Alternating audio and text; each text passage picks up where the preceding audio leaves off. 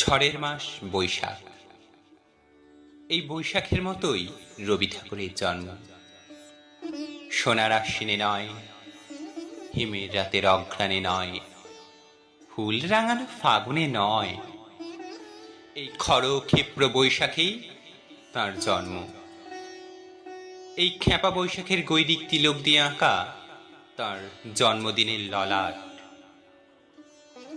বৈশাখে প্রকৃতির নতুন জন্ম, আমাদেরও নতুন জন্ম এই বৈশাখে।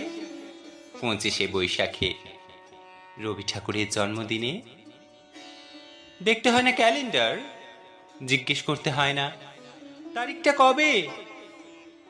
আগে থেকেই বুকের মধ্যে সাড়া ওঠে, 25শে বৈশাখ আসছে, রবি ঠাকুরের জন্মদিন।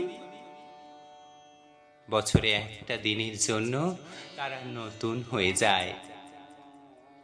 চারপাশে নীলে লালে সবুজে হলুদে রঙিন ফুলের আলপনা, মাঝখানে খয়েরি রঙের সুতোয় রোজ দুপুরের না ঘুমানো চোখে কাজের ক্লান্ত অবসরে বোনা হয়ে চলেছে সেই 4টে লাইন। উদয়ের পথে শনিকার বাণী, ভয় নাই ওরে ভয় নাই, নিঃশেষে প্রাণ যে করিবে দান, ক্ষয় নাই তার ক্ষয় নাই। শুধু কি সূচিকাজে?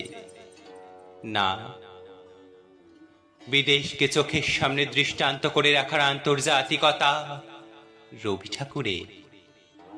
আমাদের সংস্কৃতিকে মাটির কাছাকাছি এগিয়ে নিয়ে যাওয়ার সংকল্পে রবি ঠাকুর। আমাদের সভ্যতাকে দানবের হাত থেকে ছিনিয়ে নেওয়ার সংগ্রামে রবি ঠাকুর।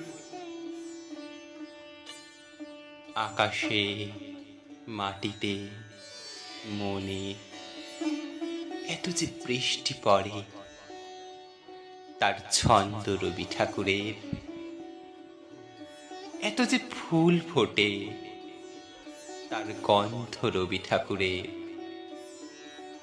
তাই প্রতিদিনই তার জন্ম, কোনো দিনই তার মৃত্যু নেই। কালের কালা পাহাড়ে সে কোনোদিন যদি ভারতবর্ষ থেকে সমস্ত ঠাকুরের পুজোর প্রদীপ নিভিয়ে দিয়ে যায়, তবু একটি ঠাকুরের বেদি চিরকাল থাকবে মাটির সঙ্গে গাঁথা। কোন ঠাকুর? রবি ঠাকুর, রবি ঠাকুর।